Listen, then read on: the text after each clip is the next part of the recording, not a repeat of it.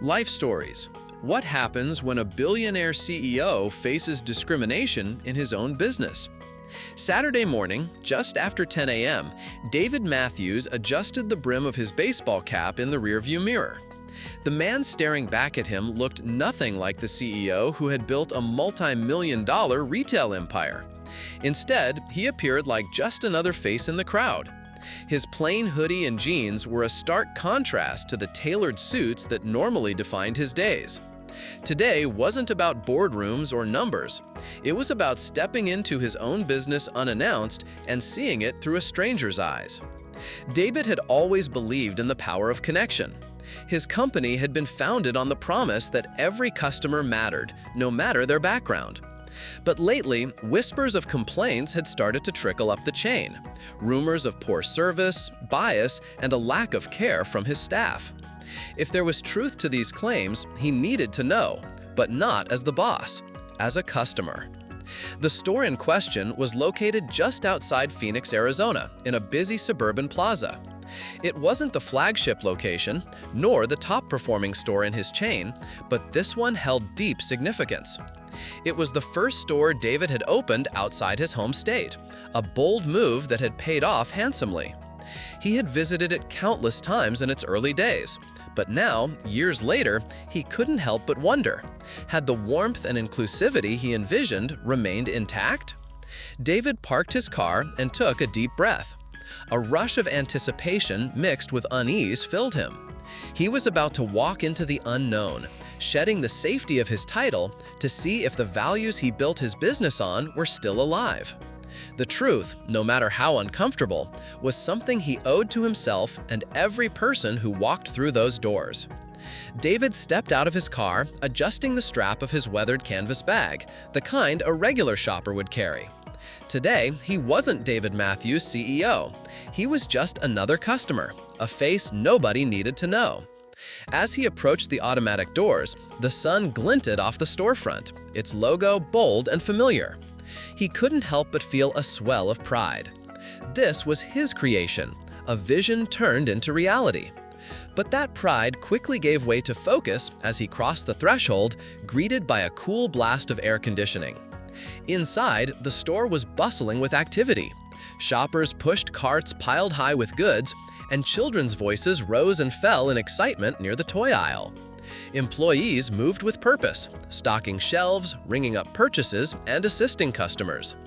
To the untrained eye, everything seemed to run like clockwork.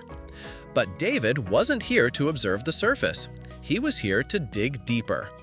He paused near a brightly colored display of kitchen appliances, scanning his surroundings. A young woman in a striped uniform stood nearby, chatting with a customer about product features.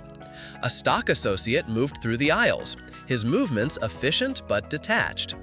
At the far end of the store, a younger man leaned against the electronics counter, idly scrolling on his phone. David decided to head in that direction. He wandered through the aisles at the pace of a casual shopper, picking up a pair of headphones and turning them over in his hands, as though considering a purchase. It was a simple test. Would this employee approach him, offer assistance, or even smile? Nothing.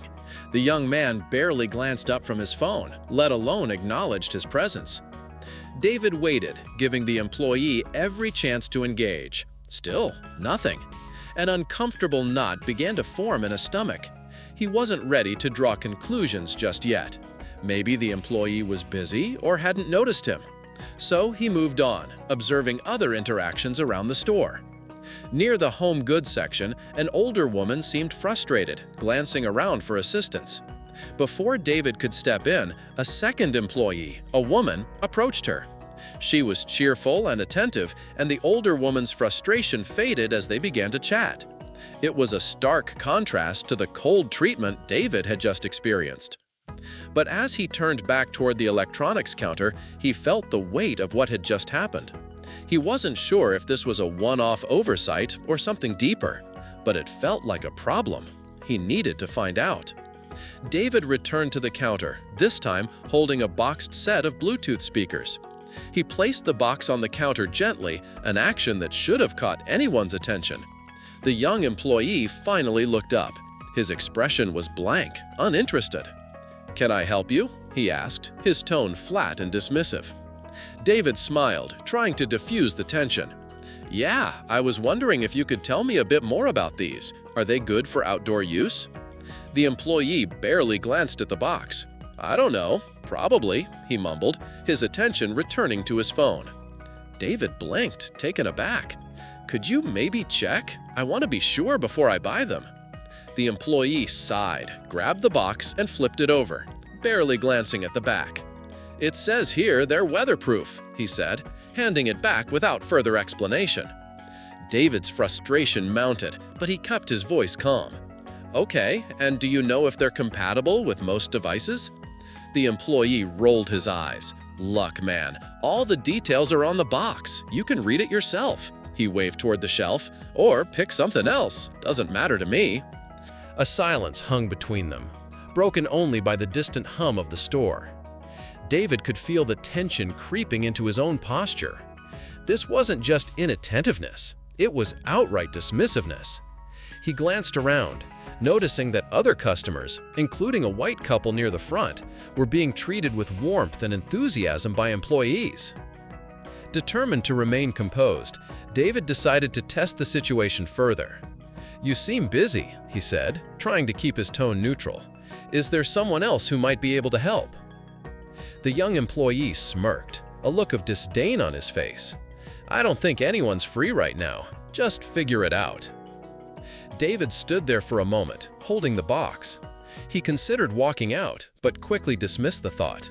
He wasn't done yet. He set the box back on the shelf and took a deep breath. This wasn't just about one employee. It was about something far more troubling, something that had to be fixed, no matter how difficult it would be. David Matthews, still standing in the electronics section, couldn't shake the feeling that something was wrong. He had just experienced outright dismissiveness from the young employee, and it left him feeling both frustrated and disappointed. It wasn't just a case of poor service, it felt personal. This was bigger than just one rude employee. It was a sign of something deeper. He set the box of Bluetooth speakers back on the shelf and took a deep breath, his mind racing. Had the company culture really slipped this far? Was this what his stores had become? He wasn't done yet. He needed to see more, observe more, and understand the full scope of the issue. David moved through the store, determined to find out if the poor treatment he'd just received was an anomaly or a pattern. He turned down an aisle and saw a young Latina employee folding shirts at a display. Her smile was bright, her eyes warm. "Let me know if you need help with anything," she said, and the tone in her voice was genuine, friendly. David lingered near the display, pretending to browse, but his focus was on her. As she helped an elderly man nearby, he saw firsthand her patience and attentiveness. She took the time to help him find the right size shirt, even suggesting a matching tie. The elderly man's gratitude was clear in his face, and the interaction left David feeling a flicker of hope. Maybe the store wasn't entirely off track. But as David moved deeper into the store, he overheard something that quickly wiped away that small sense of relief. Two young employees were leaning casually against a shelf in the home goods section. Their conversation was hushed but unmistakably disrespectful. "That guy over there," one of them said, jerking his head in David's direction, "is probably just here to browse. People like him never buy anything big." David froze, his jaw tightening as he pretended to examine a set of pots and pans. The second employee chuckled. "Yeah, he doesn't look like he's got the cash for this stuff. Probably just wasting time." The words hit him like a gut punch. They didn't know who he was. To them, he was just another black man walking around a store, someone they assumed couldn't afford to buy anything of significance.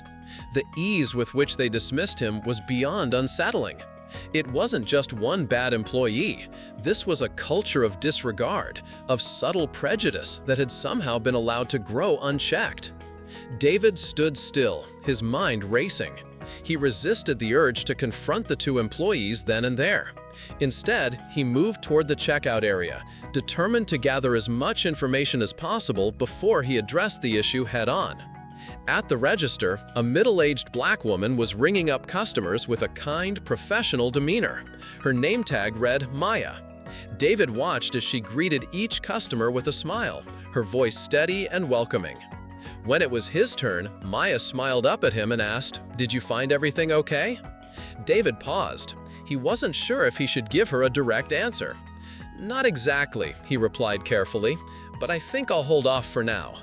Maya smiled, faltered slightly, but she nodded and said, "Well, if you need anything, just let us know. We're here to help." Her sincerity was refreshing, and for a moment, it eased some of the weight on David's chest. Not everyone in the store was treating customers with disrespect, but the inconsistency was troubling. Why were some employees so welcoming, while others were blatantly biased? This wasn't just a case of a few bad apples, it was a systemic issue. As David walked out of the store, he couldn't shake the feeling that something larger was at play.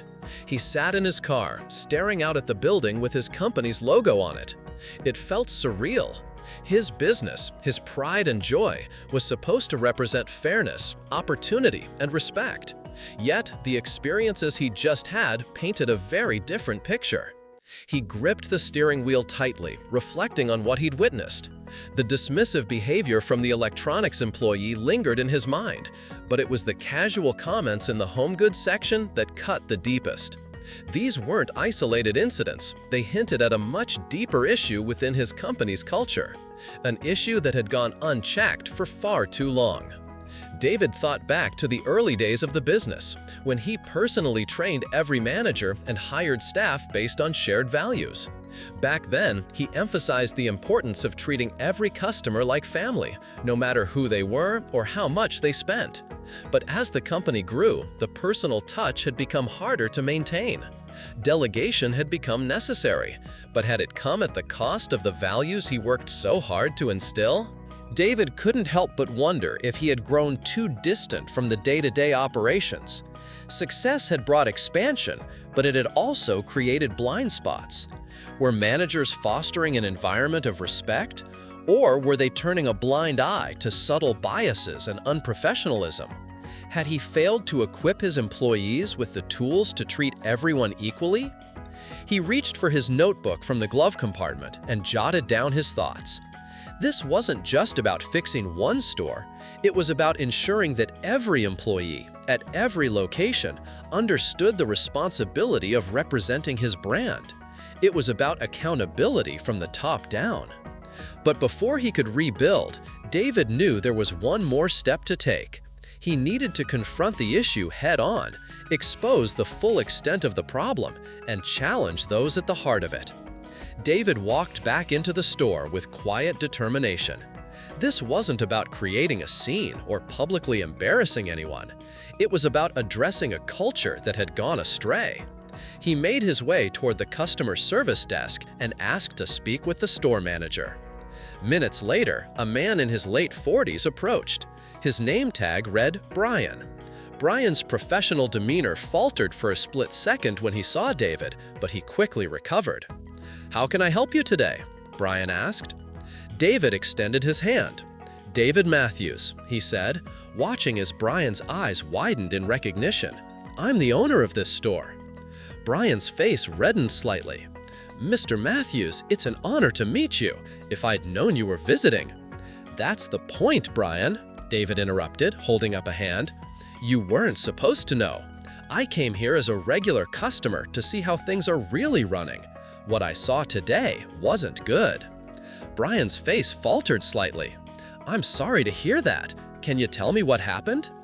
David recounted everything he'd witnessed. The dismissive behavior from the electronics employee, the overheard comments in the home goods section, and the stark differences in how customers were treated. He spoke calmly but firmly, his words carrying the weight of disappointment. "This isn't just about one bad employee," David said. "It's about a culture that allows this behavior to exist. I built this company on the idea that every customer deserves respect. What I saw today was the opposite of that." Brian shifted uncomfortably, then nodded.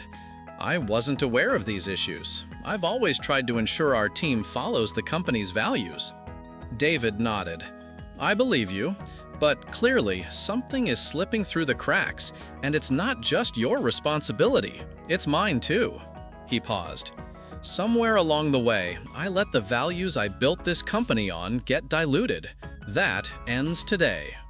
He then asked Brian to gather the staff for an impromptu meeting. As the employees gathered in the break room, David stood before them, no longer just another customer, but the leader they hadn't expected to see. David Matthews, the CEO of a fast-growing retail chain, had no idea how much his world would change after stepping into his own store undercover. The realization of the deep-rooted issues within his business was overwhelming, but David had to face the uncomfortable truth that had been brewing for far too long. After the unsettling experience with the young electronics employee, David decided to explore the store further. He needed to understand if the poor service and discrimination he had experienced were isolated incidents or if the company's culture had been compromised. As he moved deeper into the store, his mind raced with thoughts of what he might uncover. David wandered toward the home goods section, where he paused to inspect a set of pots and pans. His focus wasn't on the products, but on the interactions around him. It was there that he overheard two employees in casual conversation, leaning against a shelf, speaking in hushed tones. "That guy over there," one of them said, jerking his head subtly in David's direction, "is probably just here to browse. People like him never buy anything big." David froze. His heart sank as he heard the dismissive tone, the casual racism in their words. The second employee chuckled, adding, "Yeah, he doesn't look like he's got the cash for this stuff. Probably just wasting time." A rush of anger flooded David's chest, but he kept his expression neutral. He wasn't here to make a scene.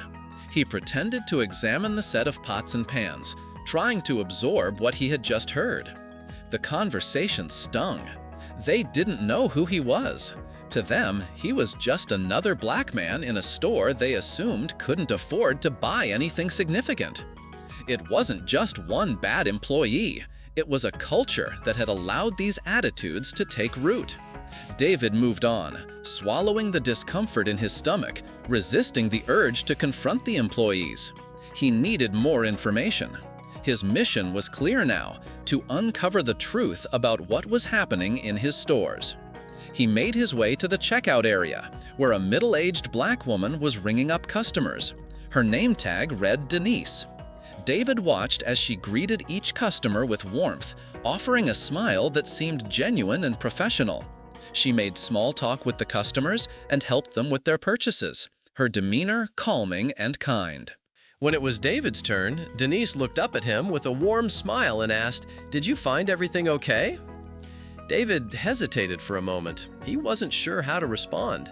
The frustration that had built up inside him over the past few minutes had clouded his judgment. "Not exactly," he said, keeping his voice steady, "but I think I'll hold off for now." Denise's smile faltered just slightly, but she nodded. "Well, if you need anything, just let us know. We're here to help." Her sincerity softened the weight of David's thoughts. She was a reminder of what his company was supposed to stand for, a place where respect and care for the customer were non-negotiable. Yet, there were clear inconsistencies in the treatment of customers. Why was she so professional and kind, while others were dismissive and biased? David left the counter feeling a mix of relief and frustration. Not everyone was like that employee, but something deeper was clearly going on. He couldn't ignore it anymore. As he walked out of the store, he sat in his car, staring at the building. The afternoon sun beat down on the windshield as his grip tightened on the steering wheel. The logo on the front of the store seemed to mock him. This was supposed to be a company that represented fairness, opportunity, and respect, the very values he built it on. Yet, his experiences today painted a different picture. He thought back to the early days of his business, when he personally trained each manager and hired employees who shared the same values. Everyone was supposed to be treated equally, regardless of their appearance, background, or how much they spent. But now, as the company expanded, had those values gotten lost? Delegation had become necessary, but in doing so, David feared he distanced himself from the very culture that had made his company successful. Had the personal touches, the connections with customers, slipped away in the face of growth and expansion? Had he failed to create an environment that emphasized respect, professionalism, and inclusivity? David's thoughts raced as he replayed the interactions he had witnessed. The dismissive electronics employee, the overheard comments in the home goods section, the inconsistent levels of service. He thought about Denise, the cashier who had reminded him of the best aspects of his company. And he couldn't ignore the fact that her kind attitude was being overshadowed by others who lacked the same respect for customers. He reached into his glove compartment and pulled out his notebook, jotting down his thoughts. This wasn't just about fixing one store. This was about ensuring every employee at every location understood the responsibility of representing his brand. It was about accountability from the top down. But before he could begin the process of rebuilding, David knew there was one more thing he needed to do. He needed to take a deeper step, to reveal just how far the problem ran, to confront the issue head-on and challenge those at the heart of the company culture. With renewed determination, David walked back into the store, ready to uncover the truth and make the changes necessary. He wasn't here to shame anyone or make a scene. This wasn't about ego. It was about holding his company accountable for the culture it had allowed to fester. David walked directly to the customer service desk and asked to speak with the store manager. Within moments, a man in his late 40s approached. His name tag read Brian. "Hello, Brian," David said, extending his hand. "I'm David Matthews. I'm the owner of this store." Brian's face immediately turned pale, his composure faltering for a brief moment before he regained his professionalism. "Mr. Matthews, it's an honor to meet you. If I'd known you were coming." David raised a hand to stop him. "That's the point, Brian. You weren't supposed to know. I came here as a regular customer to see how things are really running, and what I saw today wasn't good." Brian's face reddened slightly. "I'm sorry to hear that. Can you tell me what happened?" David recounted everything: the dismissive behavior, the overheard comments, and the stark differences in how customers were treated. He spoke calmly but firmly, his disappointment evident in his voice. "This isn't just about one bad employee," David said. "It's about a culture that allows this behavior to exist. I've built this company on the idea that every customer deserves respect. What I saw today was the opposite of that." Brian nodded, his expression a mixture of concern and guilt. "I didn't realize these issues existed, but I'll make sure we address them." David nodded. "It's not just about fixing one store. It's about holding everyone accountable and reinforcing the values this company was built on." Brian agreed, and David knew this was only the beginning of the work ahead. David Matthews walked back into the store with a quiet determination. He wasn't here to create a scene or publicly shame anyone. This wasn't about ego. It was about addressing a culture that had gone astray. He headed toward the customer service desk and asked to speak with the store manager. A few moments later, a man in his late 40s approached. His name tag read Brian, and his demeanor was professional but slightly wary. "How can I help you today?" Brian asked, his voice polite but guarded. David extended a hand, his grip firm but calm.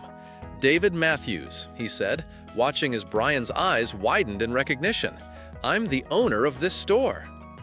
Brian's composure faltered for just a moment before he recovered. "Mr. Matthews, it's an honor to meet you. If I'd known you were visiting—" David raised his hand to stop him. "That's the point, Brian. You weren't supposed to know. I came here as a regular customer to see how things are really running, and what I saw today wasn't good." Brian's face reddened slightly. "I'm sorry to hear that. Can you tell me what happened?" David took a deep breath, keeping his voice steady.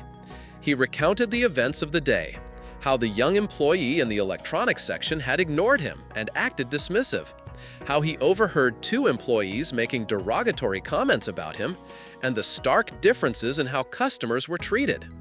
He spoke calmly but firmly, his words carrying the weight of disappointment. "This isn't just about one bad employee," David said. "It's about a culture that allows this kind of behavior to exist. I've built this company on the idea that every customer deserves respect, regardless of who they are. But today, I saw the opposite of that." Brian shifted uncomfortably, his eyes darting around the room as he tried to process David's words. I wasn't aware of these issues," he stammered. "I've always tried to ensure our team follows the company's values." David nodded. "I believe you, but clearly something is slipping through the cracks. And it's not just your responsibility, it's mine too." He paused, his expression serious. "Somewhere along the way, I've let the values I built this company on get diluted. That ends today." David turned toward the employees who were listening from a distance. "Brian," he said, "gather the staff for an impromptu meeting in the break room. Now." Within minutes, the employees were assembled in the break room, their faces a mix of curiosity and apprehension. David stood before them, no longer just another customer, but the leader they hadn't expected to see. "Good afternoon," David began, his voice steady. "For those of you who don't know me, my name is David Matthews. I'm the founder and CEO of this company, and today I came here undercover to see how things are really running." The room fell silent, the weight of his words sinking in. David took a moment to look at each face before continuing. "What I saw today was troubling," he said. "Some of you showed kindness and professionalism, the kind of attitude this company was built on. But others," he paused, letting the silence linger for a moment. "Others failed to meet even the most basic standard of respect. And that failure isn't just on you, it's on me, for not ensuring our culture stays consistent." He turned toward the young employee from the electronics section, who now looked pale and nervous. "You dismissed me, ignored me, and made it clear I wasn't worth your time. That's unacceptable." David's voice softened slightly, but the tension in the room remained. "But even worse, I overheard 2 employees speaking about me, making assumptions about who I am and what I could afford, based on nothing more than a glance." The tension in the room was palpable, but David kept his tone measured. "I'm not here to embarrass anyone. I'm here to fix this, because if we don't treat every customer with respect, we fail, and I won't let this company fail." As he stood there, watching the employees' expressions shift from shock to reflection, David knew this was only the beginning of the changes he needed to make. He paused, letting the silence settle in. "The weight of my words has landed," he said, "but now comes the part that matters most: action. Pointing out the problems isn't enough. We need to change, and here's what's going to happen."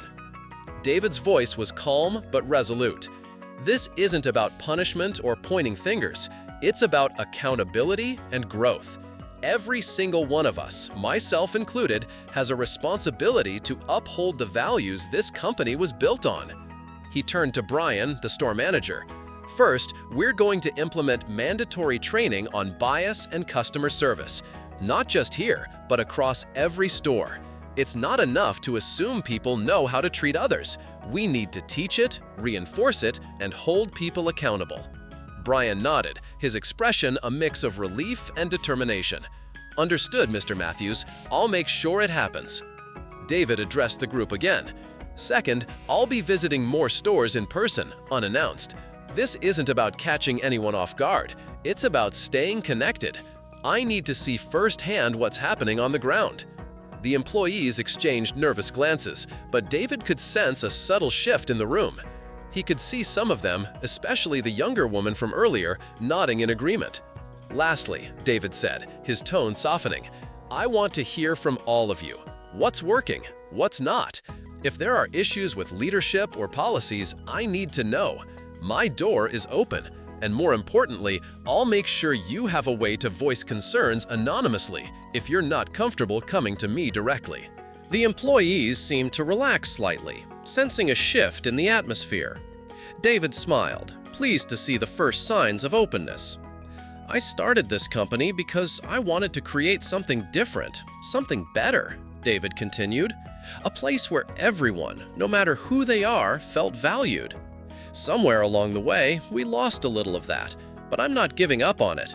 I know we can do better, and I'm counting on all of you to help make that happen. As the meeting wrapped up, David approached the young woman who had shown professionalism earlier, offering her a sincere smile. "Thank you for being a bright spot today," he said. "Your attitude reminds me why I started this business." Her smile was genuine. "Thank you, Mr. Matthews. I just try to treat people the way I'd want to be treated." Walking out of the store for the second time that day, David felt a mixture of exhaustion and hope. The road ahead wouldn't be easy, but it was necessary. He had received his wake-up call, and now it was up to him to act on it. David Matthews, now resolute in his mission to fix his company's culture, knew that his work was just beginning. The impromptu meeting with his employees had been a powerful first step, but it wasn't enough to change the environment overnight. As he made his way back to his car, his thoughts were already turning toward the next steps. The plan was clear. He would visit more stores in person, unannounced. It wasn't about trying to catch anyone off guard or setting a trap. It was about staying connected. David needed to see firsthand what was happening on the ground, where the real customer interactions were taking place.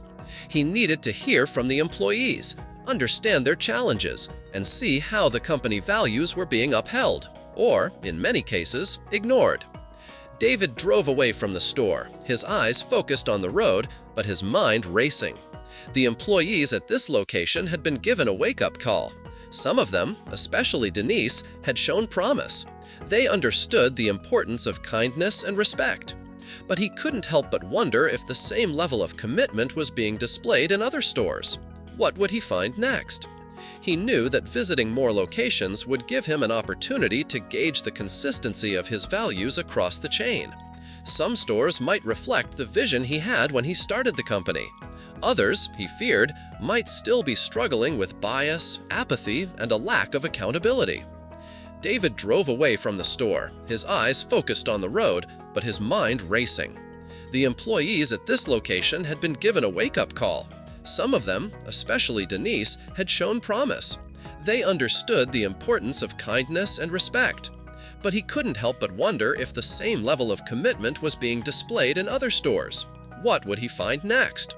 He knew that visiting more locations would give him an opportunity to gauge the consistency of his values across the chain. Some stores might reflect the vision he had when he started the company. Others, he feared, might still be struggling with bias, apathy, and a lack of accountability. As he drove, David reflected on his earlier conversation with the staff. He had been firm but fair, and it was clear that his message had struck a chord. His willingness to confront the uncomfortable truth about his company's culture had earned him a level of respect from his employees. He had also made it clear that change wasn't optional, it was imperative. His work had just begun, but David felt a renewed sense of purpose. The road ahead wouldn't be easy, but he was ready to face the challenges head-on. Every small step toward change mattered. As long as he kept his commitment to fairness and respect, he believed the company could thrive once again. This story highlights the critical importance of leadership that is grounded in integrity, empathy, and accountability. When David Matthews, the CEO, goes undercover in his own store, he is confronted with uncomfortable truths about the culture within his company. The experience teaches that no matter how successful or established a business is, it's essential to consistently evaluate and uphold the core values that drive it, such as respect, fairness, and inclusivity. Discrimination, whether subtle or overt, can often be overlooked or ignored. But it's only by confronting these biases head-on that real change can occur. The story also emphasizes the power of listening to those on the ground and maintaining connections with both employees and customers. It serves as a reminder that leadership is not just about making decisions from the top, but about actively ensuring that everyone feels valued and respected, regardless of their background. Finally, it teaches us that confronting difficult truths can be uncomfortable, but it's necessary for growth and creating an environment where everyone can thrive. These lessons can be applied to any aspect of life: personal or professional, where fairness and respect must remain at the forefront. If you found this video helpful or thought-provoking, don't forget to give it a thumbs up. It really helps more people discover our content. And if you haven't already, hit that subscribe button and turn on notifications so you never miss the latest updates from our channel. Thanks for watching. We will see you in the next videos.